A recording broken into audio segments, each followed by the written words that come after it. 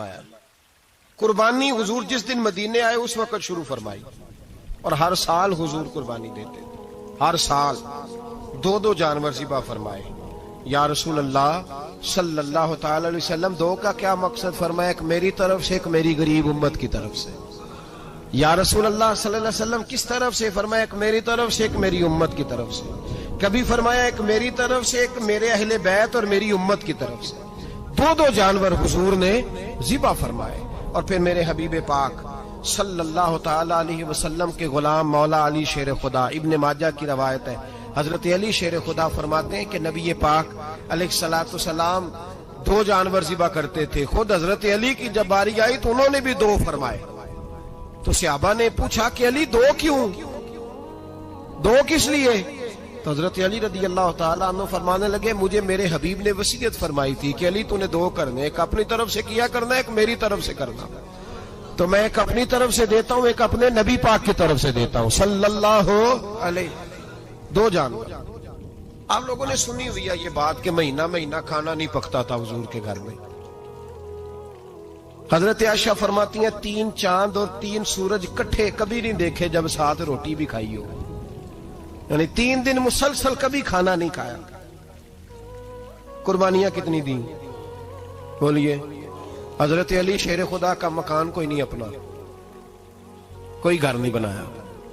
مولا کائنات شیر خدا, میں نے یہ بات پھر دہرا رہا ہوں, پہلے بھی میں نے عرض کی تھی, پکا کرنے کے لیے دہرا رہا ہوں.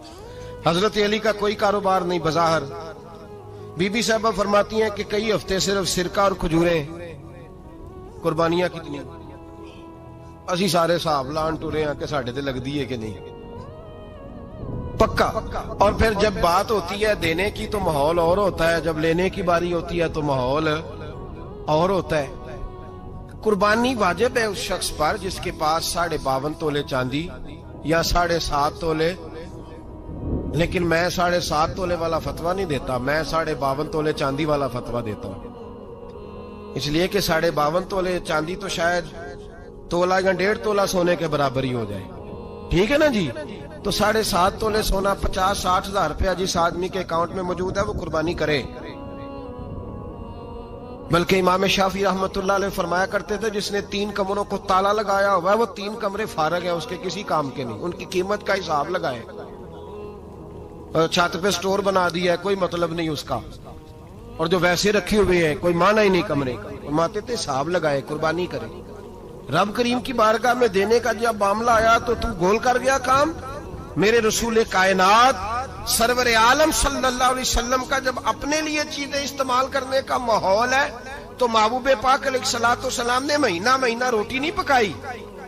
یہاں جو آدمی ہر جمعرات کو 4 کلو بکرے کا گوشت پکاتا ہے اور ہر تیسرے دن مرغی کا گوشت لاتا ہے, وہ قربانی کی باری آتی ہے تو کہتا ہے میرے پہ لگتی نہیں. وہ ٹھیک ہے ابا جی لے آئے, ابا جی کی طرف سے قربانی ہے, اس دفعہ ابا جی کی, اگلی دفعہ اماں جی کی, اس سے اگلی دفعہ دادی جی کی. او خدا کے بندو, جس آدمی کے پاس پیسے ہیں پہلے اپنی قربانی واجب ہے. میری بات کی سمجھ آ رہی ہے عزیزوں کو؟ جو آدمی صاحب استطاعت ہے پہلے کس کی قربانی کرے گا؟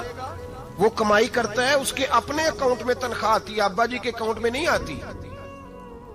اس نے اپنا بینک بیلنس چوری بھی رکھا ہوا ابا جی سے. پہلے اپنی قربانی کرے, اگر اس کو شوق ہے, دل کرتا ہے تو ایک اور خریدے, پھر ابا جی کی طرف سے کرے. اگر اللہ نے توفیق دیا تو ایک اور خریدے, اماں جی کی طرف سے کرے. اور اگر اس کے دل کو اللہ ٹھنڈک عطا کرے, سکون کرے, تو پھر اپنے رسول کی طرف سے بھی قربانی دے, پھر اپنے محبوب کی جانب سے بھی قربانی کرے. نبی پاک صلی اللہ تعالی علیہ وسلم نے ہر سال 2 قربانیاں دی, 10 سال. کل کتنی ہوگی 10 سالوں میں بولیے؟ اور جب حضور حج کرنے گئے نبی پاک نے 63 اونٹ ذبح فرمائے. ایک اونٹ میں کتنی قربانیاں ہوتی ہیں؟ 63 اونٹ حضور نے ذبح فرمائے. اور حدیث بڑی مزیدار ہے. حضرت ابو ہریرہ رضی اللہ تعالیٰ عنہ فرماتے ہیں کہ جب اونٹ ذبح کرنے کی باری آئی تو ہم سوچ رہے تھے, پریشان تھے کہ یہ تو بڑا مشکل ہے ذبح کرنا, بڑا مشکل ہے, اس کو تو نہر کرنا پڑتا ہے, گرانا پڑتا ہے, باندھنا پڑتا ہے. سب سے مشکل کام اونٹ ذبح کرنا ہے. تو نبی پاک صلی اللہ علیہ وسلم کی تو عادت کریمہ ہے, اپنے ہاتھ سے ذبح کرتے ہیں حضور. وہ ہمارا اللہ خیر کرے, اب اللہ ہی حافظ ہے. ذبح کرنا تو دور کی بات ہے، ہمارا جو BA پاس لڑکا ہے نا اس کو ڈر آتا ہے جانور کے پاس کھڑے ہوتے بھی. کہتے ہیں بچوں کو اندر لے جاؤ، 10 سال کا 12 سال کا، اس کو اندر لے جاؤ، ذبح کرنا روئے گا. اور بس کرو یار، یہ کس قوم سے تمہارا تعلق پڑ گیا ہے؟ ہمارے تو 12 اور 14 سال کے معوذ اور معاذ ابو جہل کی گردن کاٹ کے رکھ دیا کرتے تھے، اور تو بچہ بکرا ذبح کرنے سے ڈرا رہا ہے. اس کو کھڑا کر لا کے، قربانی تو جہاد کی ٹریننگ ہے، وہ کھڑا کر، اس کو کہا بیٹا یہاں کھڑا ہو، اللہ کے رستے میں بکرے کی گردن کاٹنی ہے. اگر کوئی شخص خدا رسول کے دین کی مخالفت کرے، کفر کا جھنڈا اٹھائے، تو اس کی گردن بھی کاٹنی ہے.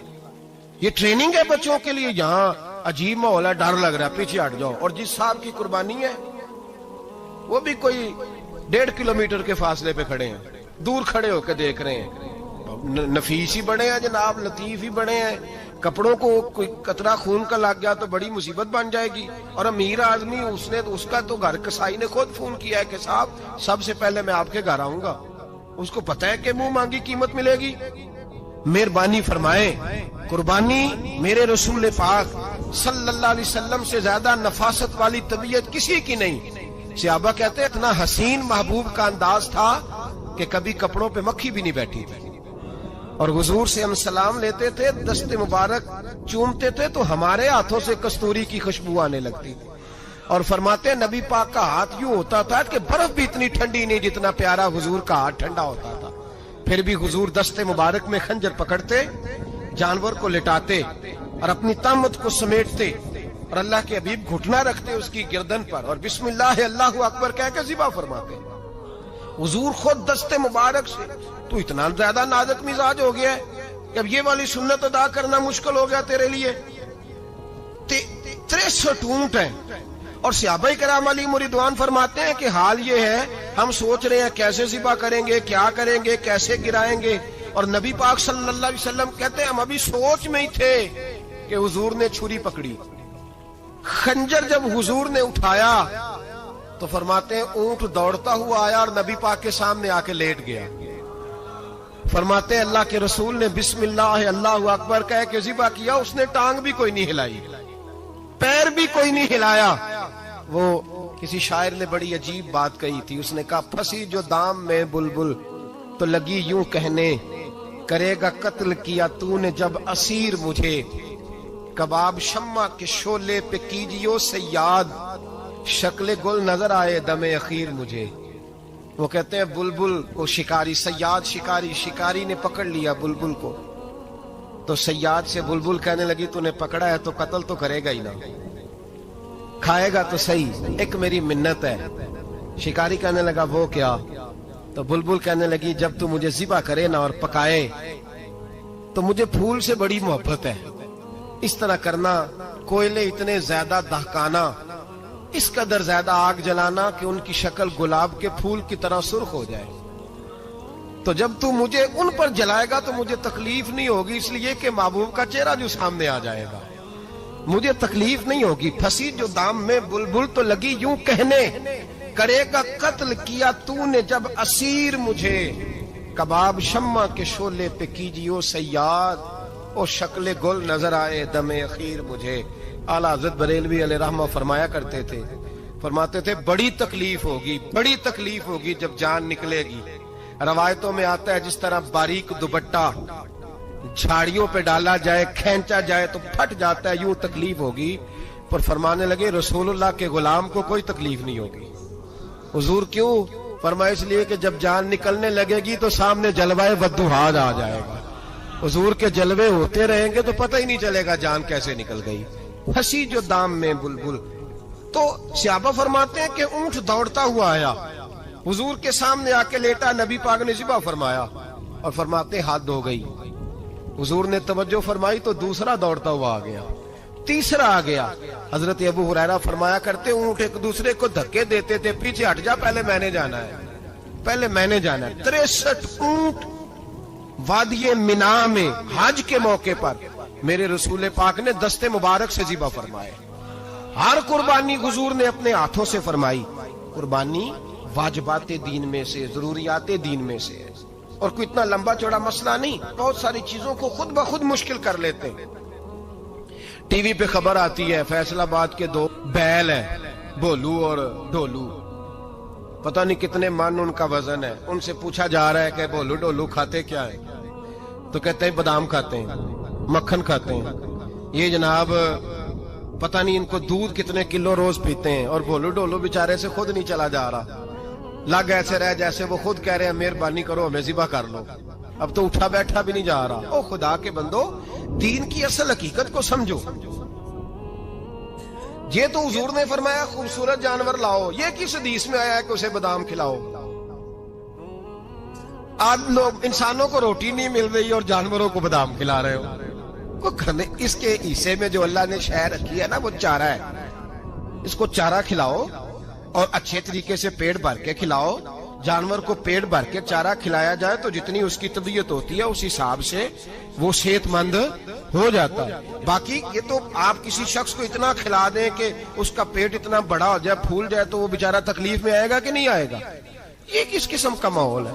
एक बकरा बिका है लाहौर में और सेठों ने शर्तें लगाई हुई हैं, मैं 5 लाख का लाया हूं तो मैं 9 लाख का। ये क्या चक्कर हुआ?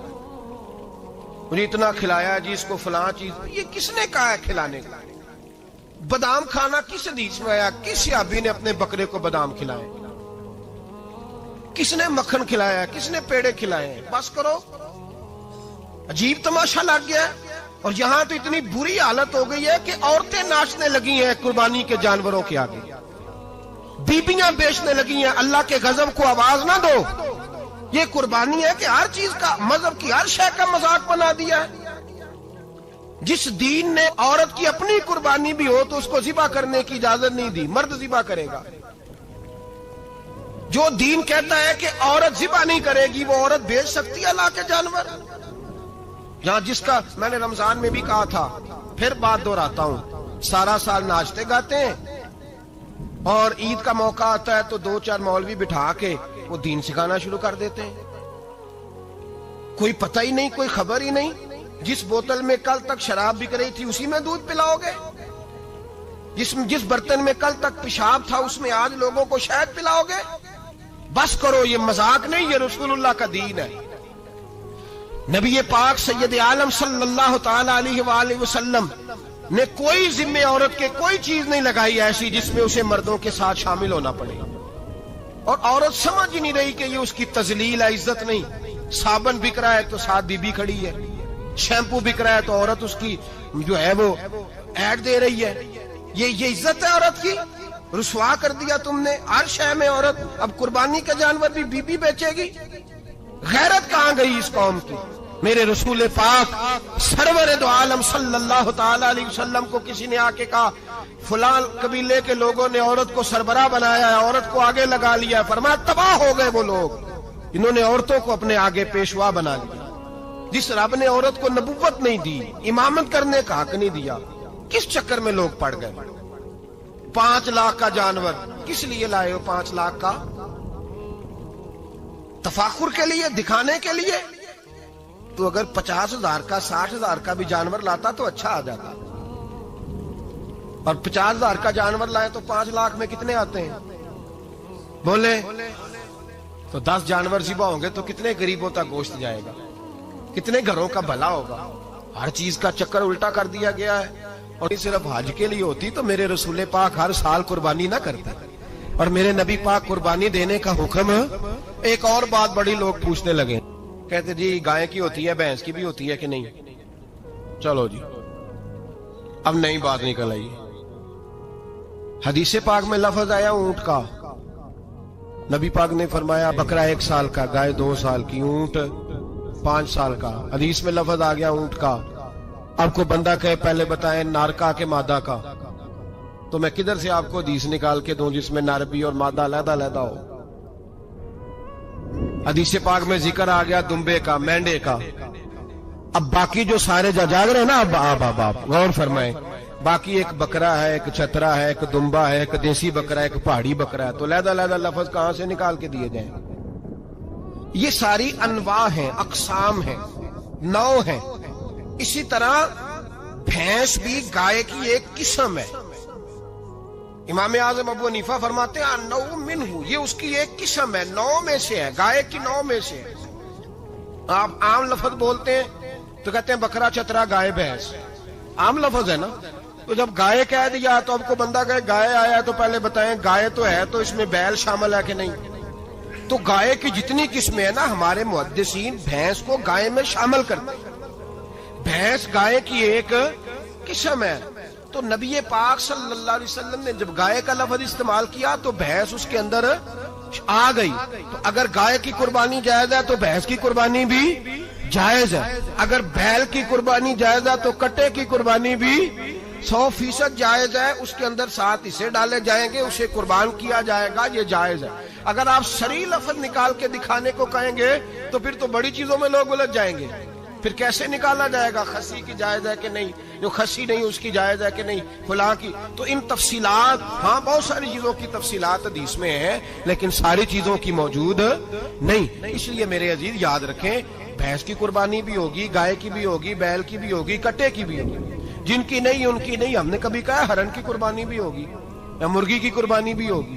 تو حدیث مبارکہ کے اندر جو چیزیں موجود ہیں ان کی جتنی اقسام ہیں ان سب کی قربانی کرنا ہاں جائز ہے. اور میرے نبی پاک صلی اللہ علیہ وسلم نے فرمایا جانور خوبصورت ہو، لنگڑا نہ ہو، کانا نہ ہو، زخمی نہ ہو، خوبصورت جانور لاؤ، اس کو لا کے ذبح کرو. لوگ کہتے ہیں چلو اتنے پیسے اللہ کے راستے میں دے دیں تو یہ کافی نہیں کافی. مسلم شریف میں، بخاری شریف میں میرے نبی پاک سید عالم صلی اللہ تعالی علیہ وسلم نے فرمایا 10 ذی الحج کو اللہ کی نظر میں ابن آدم کا سب سے پسندیدہ عمل. لیکن نا 10 ذی الحج کو، کل 10 ذی الحج ہے تو بڑے کام ہوں گے. فجر کی نماز بھی ہوگی، تکبیرات تشریق بھی پڑھی جائیں گی. آج فجر سے شروع ہو گئی نا، 9 کی فجر سے لے کر 13 کی عصر تک تکبیرات تشریق پڑھی جائیں گی. اللہ اکبر، اللہ اکبر، لا الہ الا اللہ واللہ اکبر، اللہ اکبر وللہ الحمد، اللہ اکبر، اللہ اکبر، لا الہ الا اللہ واللہ اکبر، اللہ اکبر وللہ الحمد، اللہ اکبر، اللہ اکبر، لا الہ الا اللہ واللہ اکبر، اللہ اکبر وللہ الحمد. کوشش کریں جب بھی پڑھیں 3 بار پڑھیں. تکبیرات تشریق بھی پڑھی جائیں گی. فجر کی نماز بھی کل ہوگی، عید کی نماز بھی ہوگی، لوگ اور بھی کوئی ذکر اذکار کریں گے. لیکن میرے نبی پاک صلی اللہ علیہ وسلم نے فرمایا 10 ذی الحج کو اللہ کو اپنے بندے کا جو کام سب سے زیادہ پسند ہے وہ یہ ہے کہ وہ اللہ کے راستے میں جانور کا خون بہائے. حالانکہ نمازیں بھی ہیں، اذکار بھی ہیں، تکبیرات بھی ہیں، سارا کچھ ہے، پر اللہ کو سب سے زیادہ کیا پسند ہے؟ جانور کو قربان کرنا. یہ اللہ کو بڑے خوبصورت لفظ نبی پاک علیہ السلام نے فرمایا قربانی کا جانور قیامت کے دن اپنے سینگوں اور کھروں سمیت آئے گا، اور جس نے قربانی کی ہوگی اس کی بخشش کروا کے اسے جنت میں لے کر جائے گا. تو فرمایا ابن آدم کا سب سے پسندیدہ عمل یہ، سب سے پسندیدہ، کہ وہ 10 ذی الحج کو قربانی کریں، کوشش کریں خود ذبح کریں اپنا جانور. یہ حضور کی سنت ہے. یہ نہ ہو سکے تو نبی پاک صلی اللہ علیہ وسلم نے اپنے ہاتھوں سے ذبح کرنے لگے حضرت فاطمہ کا جانور. تو فرمایا فاطمہ ادھر آ کے اس کے پاس کھڑی ہو جاؤ، میں تمہارا جانور ذبح کرنے لگا ہوں. اپنے جانور کے پاس کھڑے ہوں. میرے جو بھائی ذبح کرنے کا کام کرتے ہیں نا، قصاب ہم کہتے ہیں، سارے قصاب نہیں ہوتے، بہت سارے لوگ یہ سعادت حاصل کرتے ہیں اور بڑی نیکی کا کام کرتے ہیں. اللہ انہیں بڑی بہترین جزا عطا فرمائے گا، بڑا خیر کا کام کرتے ہیں. لیکن چونکہ رش ہوتا ہے ایسے لوگوں کے پاس، تھوڑی جلدی بھی ہوتی ہے. پہلی تو کوشش کریں تکبیر خود ڈالیں، یہ نہیں ہو سکتا تو قریب کھڑے ہوں. ہمارے ہاں ایک رواج یہ بھی ہے کہ 2 بندے ہاتھ رکھتے ہیں، ذبح وہ کر رہا ہوتا ہے تو جس کی قربانی ہوتی ہے اس کو کہتے ہیں تو بھی ساتھ ہاتھ رکھ. ہوتا ہے نا جی بہت ساری جگہوں. اب حکم یہ ہے شریعت اسلامیہ کا کہ جب جانور ذبح کریں گے تو پڑھیں گے بسم اللہ اللہ، بسم اللہ اللہ. ہاں نبی پاک صلی اللہ علیہ وسلم نے لمبی دعا پڑھی، صحابہ بھی لمبی دعا، انی وجہت وجہی للذی فطر السماوات والارض حنیفا وما انا من المشرکین، یہ بھی پڑھا. اور پھر میرے رسول پاک صلی اللہ علیہ وسلم نے یہ بھی کہا کہ اللہ میری طرف سے قبول فرما، میری امت، میری اہل بیت کی طرف سے قبول فرما. صحابہ جب جانور ذبح کرنے لگتے پہلے یہ دعا پڑھتے، پھر کہتے اللہم تقبل منا کما تقبلت خلیلک ابراہیم علیہ السلام وتقبلتا حبیب کا محمد صلی اللہ علیہ وسلم، اے اللہ ہم سے بھی قبول فرما جیسے تو نے حضرت ابراہیم سے قبول فرمائی اور جیسے اپنے حبیب حضرت محمد صلی اللہ علیہ وسلم سے قبول. یہ ساری دعا پڑھیں اور جب جانور ذبح کرنے لگے تو پھر پڑھیں بسم اللہ اللہ بسم اللہ اللہ. اچھا دو آدمیوں نے ہاتھ رکھا ہوا ہے، دو آدمیوں. اب اگر ایک نے بھی نہ پڑھی بسم اللہ اللہ اکبر تو جانور حلال نہیں ہوگا، دونوں کو پڑھنا پڑے گا. یہ مسئلہ یاد رکھیں. ایک اور بات بھی بتانی ہے آپ، وہ بھی آپ نے یاد رکھنی. قربانی کے بڑے جانور میں کتنے حصے ہوتے ہیں؟ 7. اب 7 حصوں میں 7 کی نیت قربانی کی ہونی چاہیے. 7 کی 6 حصے ڈال گئے، جو چلے تھوڑے سے زیادہ امیر لوگ نہیں تھے، نارمل تھے، انہوں نے 6 حصے ڈال لیے. 7واں امیر آدمی تھا، اس کو جا کے کہا یار ایک حصہ نہیں مل رہا تو چل تو نے تو 2-3 بکرے لیے ہوئے ہیں تو بھی شامل ہو جا. اس نے پہلے تو کہا نہیں یار میں نے اب لے لی ہیں. پھر جب اصرار کیا تو کہا چلو ٹھیک ہے بڑے گوشت کا قیمہ کرا لیں گے. تو اس طرح کرو ڈال لو میرا بھی حصہ. اب 6 کی نیت قربانی کی، 7ویں کی گوشت کی، کسی کی بھی قربانی نہیں ہوگی، گئے سارے. اب اس کے لیے شرط کیا ہے کہ اس کو بھی آپ، اصل میں ہمیں مسائل نہیں آتے، نہ ہم سیکھتے ہیں نہ پتہ کرتے ہیں، پھر خرابی ہوتی ہے. اب اس سے کہیں کہ یار قربانی سے پہلے اپنی نیت کا اعادہ کر، اپنی نیت کا اعادہ کر، بتا کہ تیری نیت کیا ہے، اگر غلط ہے تو صحیح کر لے، تاکہ سب کی قربانی تو بتا. یہ جو تو رکھ رہا ہے قربانی تو کس کی قربانی کر رہا ہے؟ دادا جی کے نام کی، ابا جی کے نام کی، اپنے پیر کے نام کی، استاد کے نام کی، یا رسول پاک صلی اللہ علیہ وسلم کے نام، نبی پاک کے نام کی؟ اس سے پوچھیں اور جو وہ نیت بتائے اس نیت کی دعا ہوگی، اس کی طرف سے کہا جائے گا اے اللہ اس کی طرف سے اسے قبول. میری بات کی سمجھ آ رہی ہے میرے عزیزوں کو؟ اور اس ارادے کے ساتھ قربانی، اگر ایک کی بھی نیت خراب ہو گئی تو مسئلہ بگڑ گیا. اس لیے ان مسائل کو، اور نبی پاک کے نام کی جو قربانی ہوگی سبحان اللہ. میں کرامات کا زیادہ قائل نہیں، ہم کرامات کے نہیں کیفیات کے قائل ہیں، کیفیات کی. اور دین ویسے بھی لفظوں کا نام نہیں کیفیت کا نام ہے. میرے حصہ فرمایا کرتے تھے ہم کرامت سے زیادہ کیفیت کے قائل ہیں. اگر مرید ساری زندگی کرامتیں سناتا رہے اور کبھی اسے مدینے جانے کا شوق ہی پیدا نہ ہو، کبھی نبی پاک کے نام پہ آنسو نہ آئے، تو پھر کرامت کا فائدہ نہیں، کیفیت تو ملی نہیں اسے.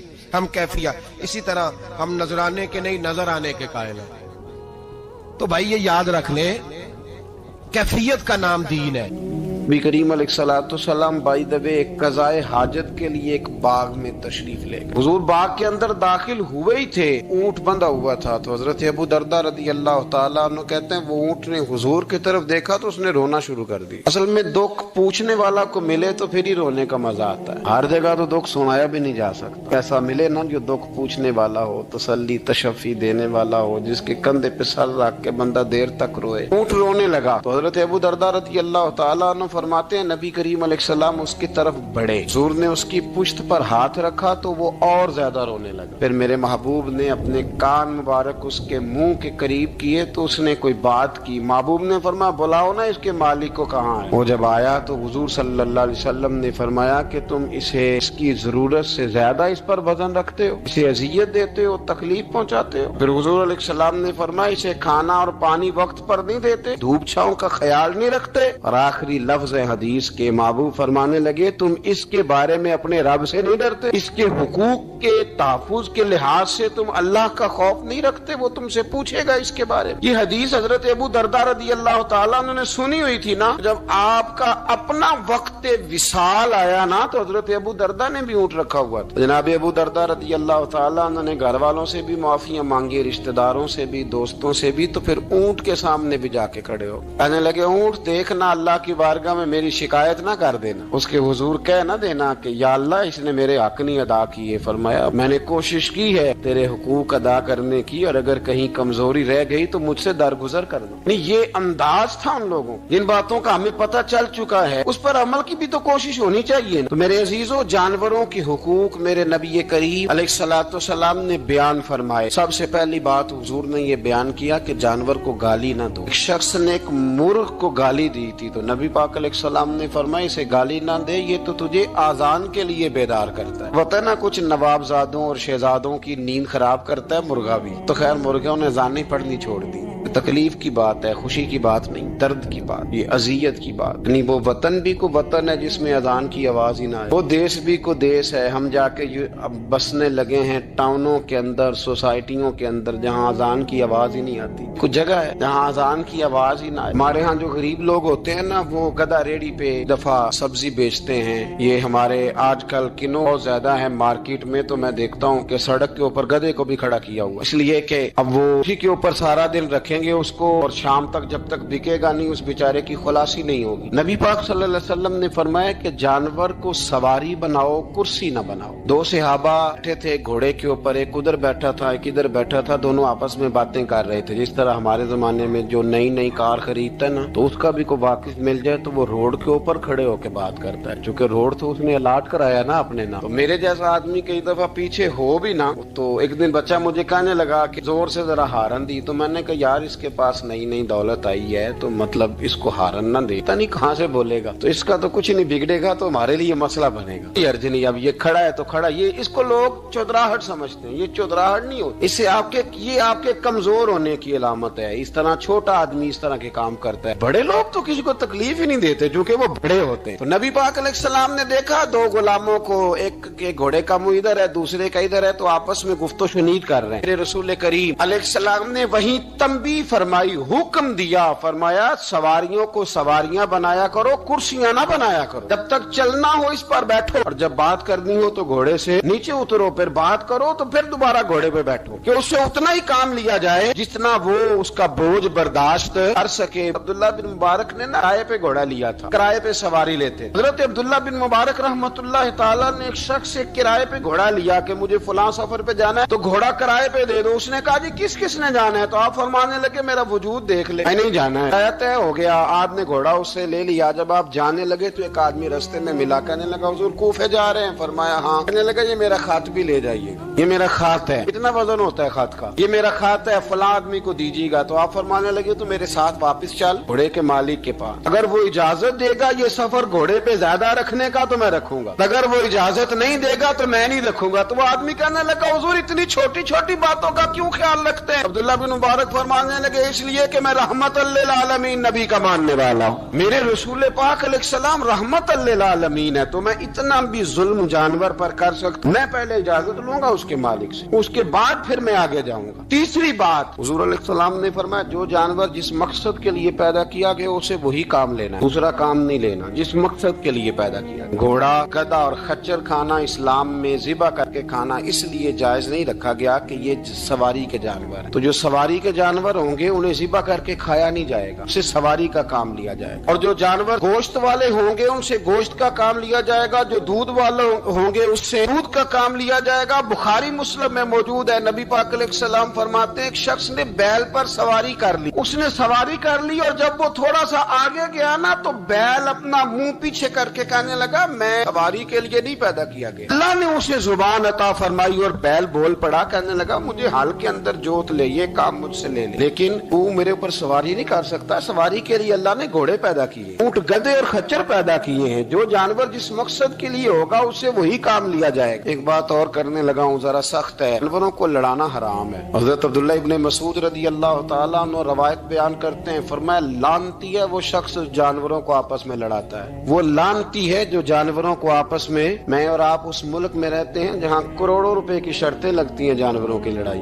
جانوروں کو اذیت دی جاتی ہے، تکلیف دی जाती है, कबूतर उड़ाए जाते हैं और इनाम उसको मिलता है जिसका कबूतर देर के बाद आए। कबूतरबाज कबूतर को बैठने नहीं देता। ये हराम है, शरीयत इस्लामिया में हराम है जानवरों का लड़ाना और उनको एक दूसरे के खिलाफ उभारना हराम है, दीन में मना किया गया है। अब जानवर को अगर पालेंगे भी तो उस हद तक पालेंगे कि जिस हद तक उसको किसी अजियत में मुब्तला न किया जाए। कुत्तों की लड़ाई कराई जाती है, मुर्गों की लड़ाई कराई जाती है, जानवरों को अजियत पहुंचती है, बैलों की लड़ाई होती है, सींग टूट जाते हैं, लहू इतना बहता है जानवरों का कि देखा नहीं जाता। लेकिन सामने बैठने वाले तालियां बजा रहे हैं, ये तो बड़े सख्त दिल लोगों के रवैये। जानवर का खून बह रहा है और आप तालियां बजा रहे हैं। मुर्गे बेचारे की चूंच लहू लुहान हो गई है, सामने वाले ने इतना मारा है और यहाँ तालियां बज रही है कि मेरा जीत गया, बजाय इसके कि उसको पट्टी की जाती, उसको देखा जाता। ये तो संग दिल लोगों का काम है। हम तो रहमतल लिल आलमीन नबी के गुलाम सल्लल्लाहु अलैहि वसल्लम। हमारे दीन ने तो हमें ये मिजाज ही नहीं दिया। हमने तो प्यार करने, हमने तो मोहब्बत बांटनी, हमने तो शफकत करनी। नबी पाक अलैहिस्सलातु वस्सलाम ने जानवर से उसके बच्चों को जुदा करने से मना फरमाया। जब तक बच्चे को माँ की जरूरत है उसे जुदा नहीं किया जाए,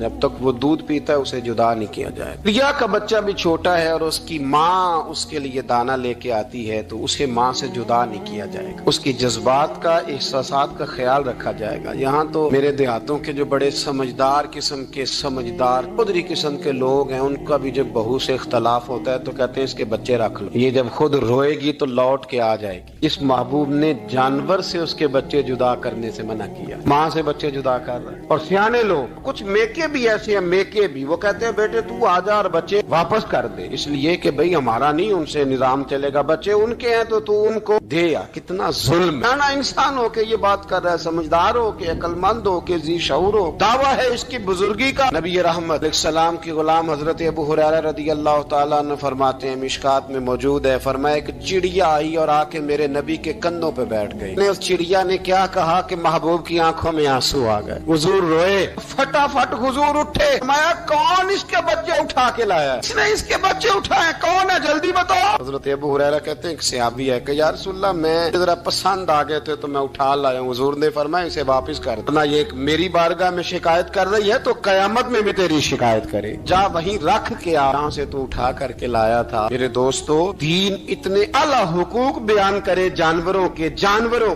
और इंसान उससे आगे बढ़ के इंसानों के साथ सलूक करे। हम ना सियासत से बादशाही लेना चाहते हैं, सियासतदानों के अपनी जेब से इश्तिहार छपवा के बादशाही लेना चाहते हैं, डेरा बना के बादशाही लेना, ना ना ना। बादशाही तो रहम करने से मिलती, बादशाही तो शफकत करने से मिलती, बादशाहियां तो अल्लाह की मखलूक से प्यार करने से मिलती। बादशाहियां, इमाम अहमद बिन हंबल रहमतुल्लाह ताला अलैह फरमाते, मैंने एक मुहद्दिस का तज़किरा सुना कि वो मेरे महबूब की हदीसें बयान करते हैं तो कहते हैं मैं शौके इल्म में उनकी बारगाह में पहुंचा। जब मैं गया तो कुत्ते को खाना खिला रहे, मैंने सलाम ली तो उन्होंने जवाब तो दिया पर कोई इतनी तवज्जो नहीं की मेरी तरफ। मेरे दिल में ख्याल आया मुहद्दिस हैं और कुत्ते के साथ इतना प्यार कर रहे हैं, मेरी तरफ देखा ही नहीं। तो फरमाते हैं वो कुत्ते को खाना खिला के फारिग हुए तो मेरी तरफ देख के कहने लगे, अहमद बिन हंबल, मेरे इलाके में कुत्ते नहीं रहते, कुत्ते दूसरे शहर में ज्यादा पाए जाते हैं, ये भूखा था तो इधर आ गया था। और तुम्हें हुजूर अलैहिस्सलाम की वो हदीस तो पता होगी, नबी पाक ने फरमाया जो किसी के साथ उम्मीद लगाए और वो आदमी उसकी उम्मीद पूरी करने पर कादिर हो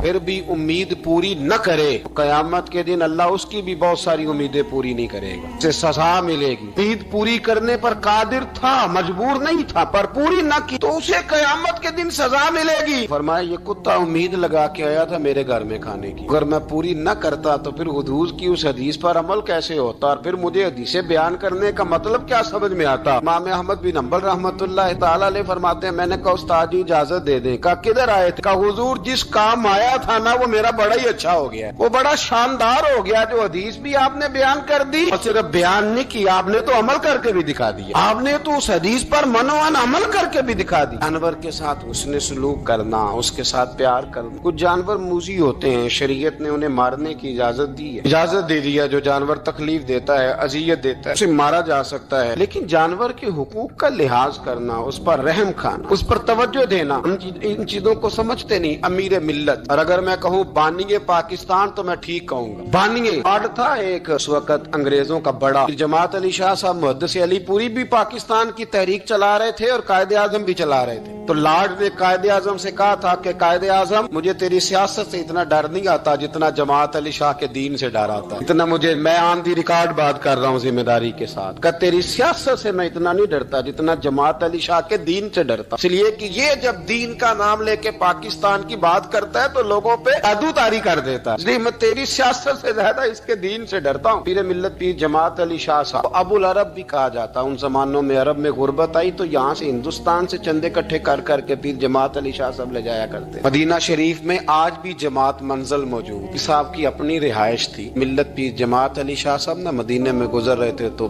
بڑے بڑے مرید ساتھ تھے. اس زمانے میں لوگ ہاتھوں میں چھڑی رکھا کرتے، جانور اکثر ہوتے تھے تو چھڑیاں ہاتھوں میں ہوتی تھیں. تو پیر صاحب گزر رہے تھے، بوڑھے آدمی تھے، ساتھ تھے، تو ایک کتا دوڑا دوڑا آ گیا. وہ پیر صاحب کے قریب سے گزرنے لگا تو ایک مرید نے نہ کتے کی ٹانگ پہ ڈنڈا مارا، پیچھے ہٹ جا، کپڑوں کو نہ لگ جانا. تو چونکنے لگا، رونے لگا. جب بھاگا نا تو لوگ کہتے ہم نے عجیب منظر دیکھا. 100 سال کے پیر جماعت علی شاہ صاحب پگڑی ہاتھ میں پکڑی اور کتے کے پیچھے بھاگنا شروع کر، دوڑ کے کتے کو اٹھا کے لائے اور یوں اس کو سینے سے لگایا. پیر صاحب نا اس کتے کو اپنی رہائش گاہ پہ لے گئے، اپنی پگڑی کھول کے نا تو اس کی پٹی کی، پھر دودھ کا پیالہ اس کے آگے رکھا. کتے نے دودھ پی لیا تو پیر جماعت علی شاہ صاحب نے ہاتھ باندھے لگے، مدینے کے کتے بھی پاک کی بارگاہ میں میری شکایت نہ کر دینا، حضور کی بارگاہ میں شکایت نہ کرنا کہ یا رسول اللہ یہ آتے حاضری دینا، ہمیں تکلیف دیتے ہیں. شکایت نہ کرنا مصطفیٰ کریم کی بارگاہ میں نے نہیں اسے کہا تھا، اس سے بھول ہو گئی، میں معافی مانگتا ہوں. میرے عزیزو، وہاں درد تھا، وہاں سوز تھا، وہاں پیار تھا، وہاں محبت تھی. لیکن ہمارے رویے انسانوں کے حق میں تو کیا جانوروں کے حق میں سخت سے سخت تر ہوتے جا رہے ہیں. ہم نے اپنے شوق سے جانور لڑانے شروع کر دیے، کبوتر اڑانے شروع کر دیے. تباہی پر تباہی کا ماحول ہم فراہم کرتے جا رہے ہیں. ان سے پیار کریں، ان کو آسانی دینے کی کوشش کریں.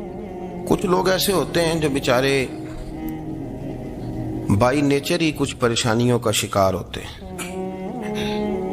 اور قرآن مجید نے جو ارشاد فرمایا نا کہ کچھ لوگ نفس کی خواہش کو اپنا خدا بنا لیتے ہیں، تو وہ بلا وجہ بھی بہت ساری باتیں کرتے ہیں جن کا کوئی وجود نہیں ہوتا. عورت کو حقوق دلانے کے لیے بہت سارے لوگ بہت ساری غلط باتیں کرتے ہیں. جو لوگ یہاں سے کسی کو لے جاتے تھے نا دبئی دھوکہ دے کے، اور لے جاتے تھے یورپ میں، عرب ممالک میں دھوکہ دے کے لے جاتے تھے، تو وہ بھی کوئی خواب ہی تو دکھاتے تھے کہ اتنے لاکھ تنخواہ ہوگی، اتنا کچھ ہوگا. وہاں جا کے پتہ چلتا تھا کہ جیب سے بھی دینے پڑیں گے کچھ. بہت سارے لوگ ایسے ہوتے ہیں، وہ سارے خوبصورتی کے نام پر ہی دھوکہ دیتے ہیں. آپ کو پتہ ہے کہ جو آدمی کسی کو لالچ دیتا ہے تو کسی کو لوٹنے کے لیے اسے لالچ دینا بڑا ضروری ہوتا ہے. لوگ پہلے لالچ دیتے ہیں پھر لوٹتے ہیں. پہلے مکمل لالچ دیتے ہیں، یہ چیز مل جائے گی، یہ چیز مل جائے گی. لوگ مکمل لالچ دیتے ہیں، اس کے بعد پھر لوٹتے ہیں. اور اگر لالچ نہ دیں تو کوئی آدمی قابو آئے گا؟ لوگ لوٹتے ہیں لالچ دے کر. اچھا، اب وہ جو جس کو لالچ دیا جا رہا ہوتا ہے وہ کہہ رہا ہوتا ہے کہ نہیں نہیں تمہیں نہیں پتا، وہ اس وقت ماننے کو تیار نہیں ہوتا. وہ کہتا ہے اتنی خوبصورت باتیں کر رہا ہے، اتنی اچھے پیغام دے رہا ہے، تم میرے دشمن ہو، تم مجھے منع کر رہے ہو. ہوش تب آتی ہے کہ جب سب کچھ لٹ جاتا ہے. عورت کو ویسے بھی قابو کرنا بڑا آسان ہوتا ہے. اعلیٰ حضرت بریلوی رحمۃ اللہ علیہ فرماتے ہیں بیٹیاں نازک شیشیاں ہوتی ہیں، ان کو تو ذرا سی چوٹ لگے تو ٹوٹ جاتی ہیں. دیکھیں کتنا بڑا جملہ کہا بریلی کے امام، نازک شیشیاں ہیں. ذرا کوئی آدمی گمراہ کرتا ہے، ذرا خراب کرتا ہے. اب دیکھیں نا، یہ جو بچیوں کو بچے مس گائیڈ کرتے ہیں، انہیں بڑے بڑے خواب دکھاتے ہیں، وہ بیچاری ماں باپ کو چھوڑ کے، بہن بھائی کو چھوڑ کے اس کے ساتھ شادی کرتی ہے. پھر جو اس کا بعد میں حشر ہوتا ہے، آپ ادلیاں نو سردار پہن تکے تے شرما والیاں نو جھوٹے ڈولیاں دے. پھر وہ بیچاری ماں باپ رکھتے نہیں، وہ ظلم کرتا ہے، تو کتنی بڑی تکلیف میں وہ بچی آ جاتی. نازک شیشی ہوتی ہے نا تو ٹوٹ جاتی. یہی حال اب جدید خواتین اور یہ جو کچھ اینکر پرسن ہیں، یہ اصل میں نا یہ آپ کو سیاست سکھاتے ہیں، لیکن یہ مادر پیدر آزاد لوگ ہیں، بالکل آزاد۔ یہ تو علماء شور نہ کریں، بات نہ کریں، گفتگو نہ کریں، مشائخ بات نہ کریں، اور یہ جو کچھ سنجیدہ اور دینی طبقہ ہے یہ کچھ شور نہ کرے، یہ تو روڈوں پہ ننگے ہو کے آ جائیں معاذ۔ خوفناک نظریہ رکھتے ہیں یہ لوگ۔ عورت کو کہتے ہیں تیرے حقوق ہم تجھے لے کے دیں گے، مثلاً وہ کون سا حق ہے جو تم نے لے کے دینا ہے؟ میرے نبی کریم صلی اللہ علیہ وسلم اس کو بیٹی بھی بنایا ہے، اس کو بہن بھی بنایا ہے، اس کو ماں بھی بنایا ہے، اسے بیوی کا عالی شان رتبہ بھی عطا فرمایا ہے۔ اور چونکہ بیٹی کا بھی حق بڑا بیان کیا جاتا ہے، بہن کا بھی، ماں کا بھی، اور بیوی کے معاملے میں لوگ سمجھتے ہیں کہ زیادہ بات نہیں کرنی چاہیے، شاید مسئلہ خراب ہو جائے۔ حالانکہ نبی پاک صلی اللہ تعالی علیہ وسلم نے بیوی کے بارے میں پتہ کیا فرمایا؟ فرمایا جب تم نکاح کر لیتے ہو تو اپنا ایمان محفوظ کر لیتے ہو۔ اب میں اس کی شرح نہیں کرتا، اب خود کر لیجئے گا کہ وہ ایک ایسی شخصیت ہوتی ہے کہ جس کی موجودگی میں آپ کا ایمان محفوظ ہے۔ اب میں نہیں سمجھتا کہ اس سے بڑی بات کوئی اور ہو سکتی ہے، جس کی موجودگی میں آپ کا ایمان، اور بھئی یہ حدیث پاک عرض کر رہا ہوں، نکاح جب کوئی کر لے تو اس نے اپنا ایمان مکمل کر لیا، اس کا معنی یہ ہوا کہ آپ کا ایمان محفوظ ہے اس کی موجودگی میں۔ تو اس سے زیادہ بھی، یعنی ایمان سب سے قیمتی چیز ہے نا، تو اس کے محفوظ ہونے کی وجہ حضور نے نکاح بیان کر دی۔ اب میرا خیال ہے بیوی اگر کوئی اس سے بڑا حقوق مانگے گی تو بے وقوفی کرے گی۔ اتنا بڑا درجہ نبی کریم نے اسے عطا کر دی، اتنا بڑا مقام دے دیا کہ تو خامند کے ایمان کے محفوظ ہونے کا ذریعہ بن گئی ہے۔ عورت کو جو حقوق رسول کریم صلی اللہ تعالی علیہ وسلم نے عطا فرمائے، نبی پاک نے جو حقوق دیے، دیکھیں نا، حضرت عبداللہ ابن عمر رضی اللہ تعالیٰ عنہ کی اہلیہ بیمار تھی، تو جلدی جلدی سے وہ آئے، تو جب بہت جلدی ہو، سفر بڑا شدید تھا، تو آپ نے جلدی سے نماز ادا کی، جلدی سے چلے۔ آپ کے خادم کہنے لگے حضور خیریت ہے؟ فرمایا میری بیوی بیمار ہے۔ تو اس نے عرض کی حضور آپ کی اہلیہ بیمار ہے، تو آپ نے نماز بھی جلدی سے پڑھی، سفر بھی جلدی جلدی کیا۔ تو فرمانے لگے یہ وہ چیزیں ہیں جو ہمیں مدینے والے رسول نے سکھائی ہیں۔ آپ اس کیفیات کو سمجھیں کہ حضور صلی اللہ علیہ وسلم نے درس دیا۔ اور پھر ایک اور بہت بڑی بات، یہ فضیلت کسی اور کو نہیں دی، جو عورت کو حضور نے فضیلت دی، یہ فضیلت کسی اور کو نہیں دی۔ کبھی حضور نے فرمایا کہ تمہارا ابا تمہارے ساتھ بہت سخت رویہ کرے تو تم نے اس کو اس سختی پر داد دینی ہے؟ فرمایا چلو اگر وہ زیادتی بھی کرے تو تم نے اس کے ساتھ سلوک اچھا ہی کرنا ہے۔ لیکن آپ ایک بات کو سمجھے نا کہ بچے کے بارے میں، بیٹے کے بارے میں، بیٹی کے بارے میں فرمایا 10 سال کے ہو کے نماز نہ پڑھیں تو سختی کرو، تمہارا ڈنڈا بھی لٹکنا چاہیے۔ بہت ساری جگہوں پہ بہت سارے لوگوں کے لیے سختی کا حکم دیا، لیکن عورت کے لیے حضور نے جو جملے کہے، اصل میں ہم سمجھتے ہیں کہ یہ ایک بات ہے، مشہور ہو گئی ہے۔